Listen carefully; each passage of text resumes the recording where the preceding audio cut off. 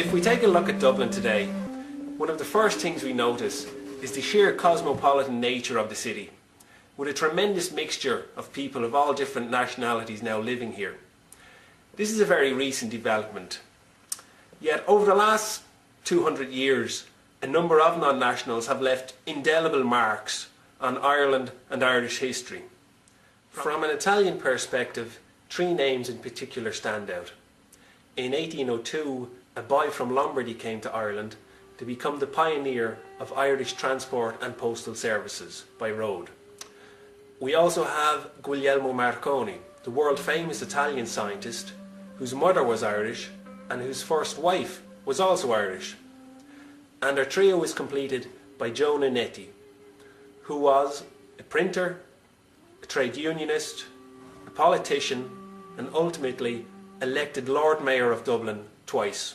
Nannetti's father, of Italian extraction, was a sculptor, which is not surprising because in the early 19th century there were many Italians living in Ireland, working in such specialised fields as sculpture, stucco art, education, music, architecture and entertainment. And Joe grew up in a very exciting and romantic time for Ireland, as the movement towards independence was growing stronger. At the same time, literary giants such as James Joyce, W.B. Yeats, George Bernard Shaw and Oscar Wilde ensured that Irish writing was known on a world stage. Archival references about Nannetti are to be found in Dublin City Council's libraries. One of these libraries, in Pearse Street, preserves some interesting documents about this unique character. The Nannetti family are recorded in Dublin from the 1830s, and they operated first of all in Church Street, a premises quite near to St Andrew's Church, which is now the Dublin Tourist Office. By 1843 they had moved to Great Brunswick Street, which is now Pearse Street. It's interesting that the family started off by calling themselves James Nannetti, model maker, figure maker and statue maker. However, by the time they had moved to Great Brunswick Street, they had reverted to the original Italian Giacomo. Now, whether that was because they felt that an Italian sculptor would command more business, have more respect, we don't know. But from 1843 until the 1880s, Giacomo Nannetti, a statue maker, operated at number 6 Great Brunswick Street. And there is an illustration of his premises in Henry Shaw's Dublin Pictorial Directory for 1850. Joe Nannetti did not follow in his father's footsteps. After training as a printer in Dublin and Liverpool, he became a four-man printer at the Freeman's Journal. He was a Dublin City Councillor, a Member of Parliament for the Irish Party for College Green, Secretary and later President of the Trades Council of Dublin, and ultimately was elected Lord Mayor of Dublin in 1906 and re-elected in 1907. Joseph Nannetti was Lord Mayor of Dublin on 2 consecutive occasions, 1906 and 1907. He was certainly the first person of immigrant stock in Dublin in the 20th century to be Lord Mayor. However, there is a tradition of people from immigrant stock becoming Lord Mayor. For example, we have Huguenot Lord Mayors such as the family of de Minière, and they were Lord Mayors of Dublin in the 1670s. This is a photograph here of Joseph Nannetti in his full robes and regalia as Lord Mayor of Dublin. You can see that he is wearing his robes. They were actually red, trimmed with fur. He's wearing the great chain of the Lord Mayor of Dublin, which is still worn by Lord Mayors today, and he's holding the wand of office in his right hand.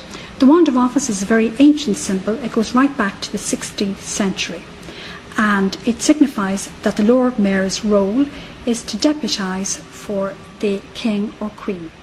His election as Lord Mayor of Dublin was an achievement predicted by Leopold Bloom in James Joyce's Ulysses. As a politician, both as a councillor and as a Member of Parliament, Nannetti is remembered as a resolute and principled campaigner. In one particular case, we have some documents referring to a question raised by Nannetti in 1904, which refers to the distribution of playing areas in the Phoenix Park. Nannetti also raises the question of the ownership of the park, which he maintains lies in the hands of the people of Dublin. However, The official reply to this claim is quite abrupt and very clear. The statement that the Phoenix Park belongs to the citizens of Dublin is pure fiction. It is the property of the Crown.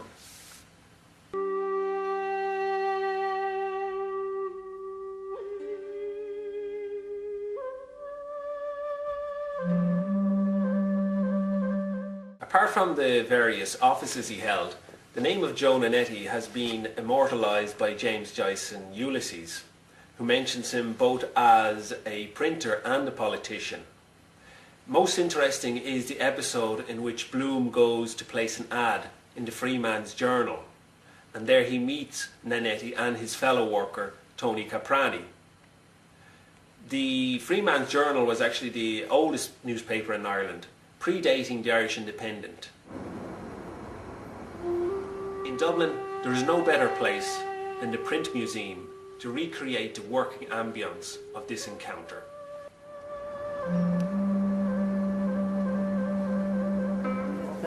Yeah. Okay. And then, When would you be wanting that then? whenever, yeah, if you have it later today, yeah. Okay. That'd be great, thanks. And whatever style you think is best there. We are in the National Print Museum at Beggar's Bush, Dublin. The museum contains all the artefacts and craft implements, tools, etc. of the vanished era of printing.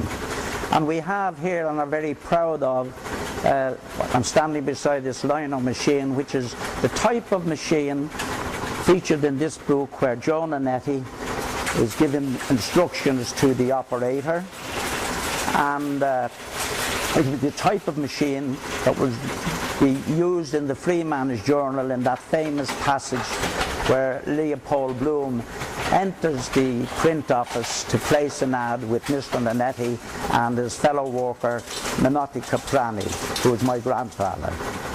And my grandfather, Nannetti or Tony Caprani, or as Joyce mistakenly did it in his notes, he spelt it U, Caprani, C-U.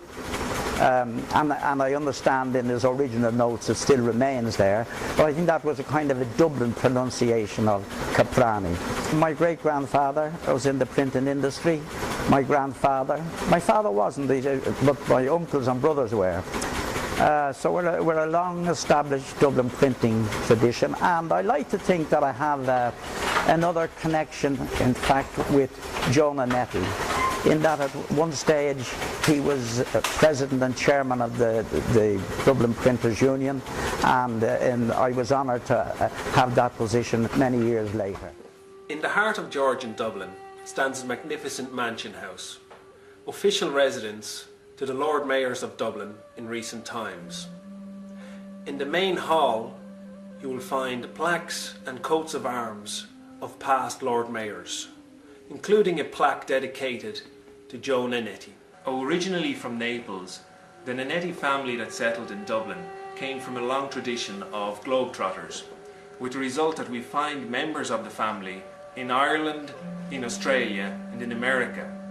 Paul Nannetti, who lives in Dublin, is one of the 4 surviving great-grandchildren of the famous Joe, and now remembers his great-grandfather with a great deal of respect.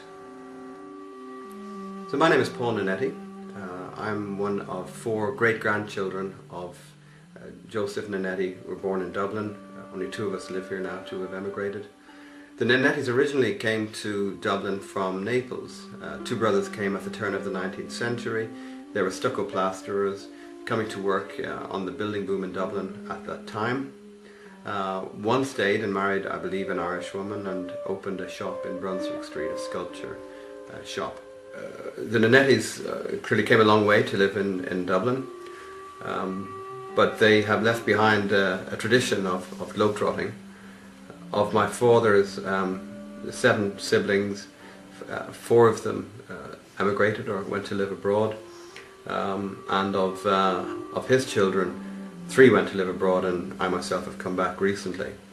To my knowledge, we are the 4 surviving great-grandchildren, together with 1 lady living in New Jersey. I'm only aware of 5 great-grandchildren.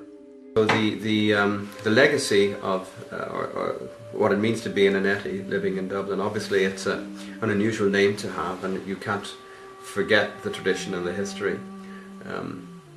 I don't think any of us feel particularly Italian. My father looked very Italian, very swarthy and dark-eyed, but I often feel the only Italian I have is in my little finger. Although we do have a sense of the legacy of our great-grandfather. Coincidentally, I was a member of the Irish Labour Party here for a few years, and an active interest in politics and in the broader